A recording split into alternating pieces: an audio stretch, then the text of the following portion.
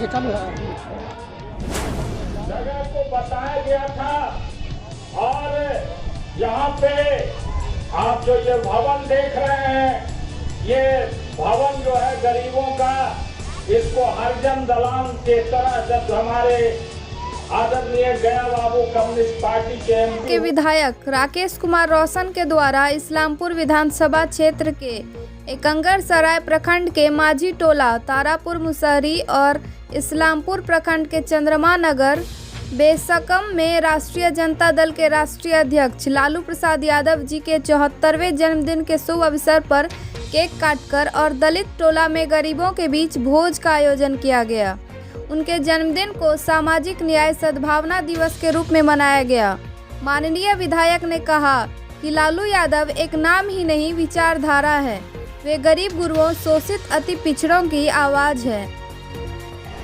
बड़े अमीरों के साथ, बड़े घरानों के साथ और उच्च वर्ग के लोगों के साथ था, ऐसी बात नहीं है। उनकी लड़ाई सामाजिक न्याय की लड़ाई थी और समरस समाज का निर्माण का बात था, जिसका समर्थन डॉक्टर अंबेडकर से लेकर के देश के जो बड़े बड़े समाज शास्त्री थे, उनका नाम तो मैं क्या बताऊं। दुनिया का सबसे बड़ा समाज शास्त्री जो अरस्तु और प्लेटो है, जिसके समाज शास्त्र की किताब आज हम लोग पढ़ते हैं। आप यदि BA MA में पढ़ते होंगे तो आप देखते होंगे उनके समाज शास्त्र की पुस्तकों को लिखा हुआ है।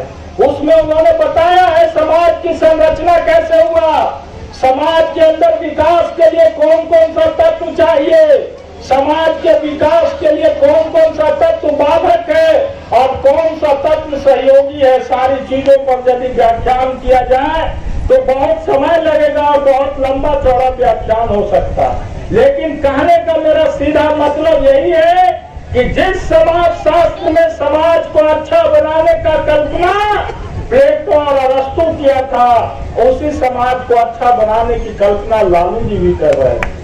और उस लालू यादव को बदनाम करने के नियत से विरोधियों ने गलत चित्रण करने का काम किया, जिसका बिहार की जनता आज भुक्तभोगी है। क्या बिहार के अंदर लोकतंत्र के नाम पर गरीबों के साथ मजाक किया जा रहा है। हमारी बहू बेटियों का इज्जत को महफूज नहीं है। हमारे जो गांव में काम करने वाले लोग हैं, वो एक शाम खा रहे, दूसरे शाम भोजन के लिए मोहताज है। और बिहार के अंदर न्याय के साथ विकास की बात कह करके जिस तरह से बलात्कार, अपहरण, हत्या का जो मुकदमा हो रहा है बिहार में, ये सारी चीज आप देख रहे हैं। इसलिए लोकतंत्र के नाम पर अफसरशाही जो हावी हो रहा है, इसका आज नमूना नीतीश कुमार के शासनकाल में हमको और आपको देखने को मिलता है। नीतीश जी भी कहीं कहीं बोलते हैं तो मुझे बहुत हंसी आती है।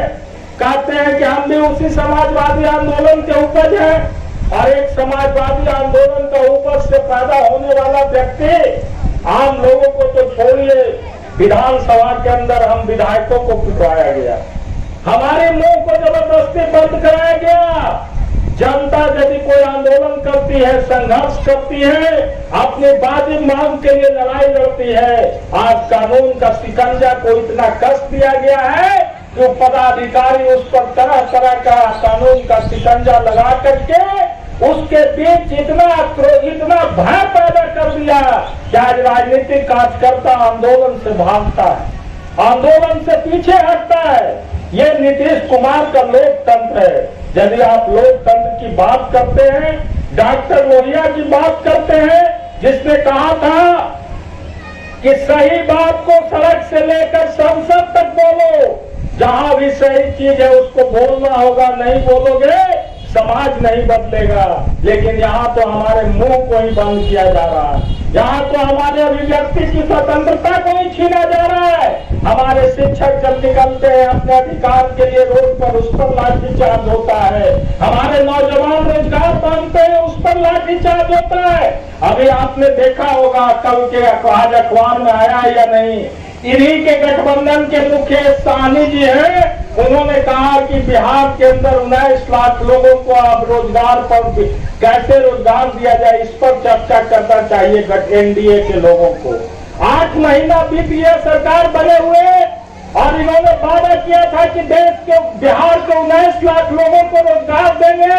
8 महीना के बाद सिर्फ ये चर्चा की बात करते हैं। जनता तो कोई मूर्त रूप देखना चाहती थी। अभी तक तो कोई कार्य रूप पेश होता जिससे लगता लोगों को कि रोजगार के लिए कोई अवसर ढूंढा जा रहा है। बिहार के अंदर उद्योग धंधों का विस्तार हो रहा है। बिहार के अंदर नौकरियों का अवसर मिल रहा है जिससे कि बेरोजगारों का उत्तम भविष्य बनेगा। लेकिन नीतीश कुमार के राज में कहीं अभी तक सरकार का कोई विजन स्पष्ट नहीं हुआ। अभी ये सिर्फ चर्चा की बात करके जनता को ठगने का बात करते हैं। इसलिए ठीक ही कहा हमारे भाई उमेश जी कि आज के परिस्थिति में लालू यादव को इस देश का और इस बिहार को जरूरत है। इसलिए हम तमाम लोगों को अपनी अपनी ओर से ईश्वर से प्रार्थना करना चाहिए कि लालू जी को लंबी उम्र मिले, क्योंकि लालू जी अस्वस्थ है, बीमार है, सभी लोग जानते हैं। और अस्वस्थ और बीमारी की वजह से जितना सक्रिय रूप से राजनीति में या सामाजिक कार्यक्रम में उनको योगदान देने का जरूरत है, नहीं दे पा रहे अपने स्वास्थ्य कारणों से। इसलिए उनके जन्मदिन पर हम सब लोग ईश्वर से प्रार्थना करें कि वो जल्दी सकुशल हो, स्वस्थ हो, जिससे कि समाज को और इस देश को अभी जो उनकी जरूरत है उस जरूरत को पूरा किया जाए। ये हम आप सबसे अपील करना चाहेंगे। और अंत में साथियों, वक्त की कमी है। एक हमारे नेता राष्ट्रीय जनता दल के कोषाध्यक्ष बिहार के और एलएलसी और अभी डिस्कोमान के अध्यक्ष हैं सुनील बाबू, वो अभी आने वाले हैं। इस्लामपुर में भोला बीघा उनको जाना है, उनका ममुहर है वहाँ एक श्राद्ध कार्यक्रम में, इसलिए हम लोगों को ऑफिस में भी जाना है। वो आने वाले हैं, वहीं रहे होंगे, आधा घंटा के अंदर में पहुंच जाएंगे। तो समय का कमी है, इसलिए मैं विशेष चर्चा नहीं कर रहा। मैं जो तिवारी जी जिस बात को कहे हैं, पहले भी इनसे बात हुई है। लॉकडाउन खत्म होने के बाद मैं बिहार के पर्यटन मंत्री को अपनी ओर से भी लिखूंगा और इनको मैं जाकर के साथ में मिला करके भी चाहूंगा कि अपनी बात को रखें, जिससे कि यहाँ के जो पुरातत्व सर्वेक्षण विभाग के द्वारा भीष्मक गांव को जो ऐतिहासिक धरोहर है, उस ऐतिहासिक धरोहर को बचाया जा सके। इसके अलावे और भी एक विधायक के रूप में हमसे जिस तरह की भी जो कोई भी जरूरत हो, अब लॉकडाउन खत्म हो रहा है, हम लोग पुनः सोमवार को जो जनता दरबार इस्लामपुर में हमारा पार्टी कार्यालय में लगता है, आप लोग सोमवार को इस्लामपुर में हमसे मिल सकते हैं। अगले सप्ताह से हम लोग इसको पुनः शुरू करने जा रहे हैं। एकंगरसराय में भी आप मंगलवार को हमारा दरबार है, वहाँ आप मिल सकते हैं, अपनी बातों को रखेंगे।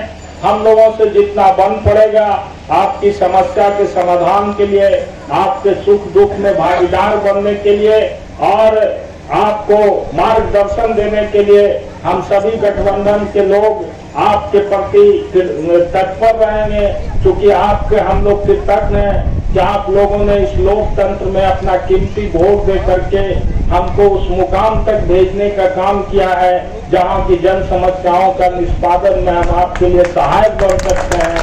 इसलिए आपको इसके लिए धन्यवाद देते हुए और आदरणीय लालू प्रसाद यादव जी के प्रति पुनः हम लोग शुभकामना देते हुए कि वो दीर्घायु हों, हम अपनी बात समाप्त करते हैं। आप सब लोगों को बहुत बहुत धन्यवाद।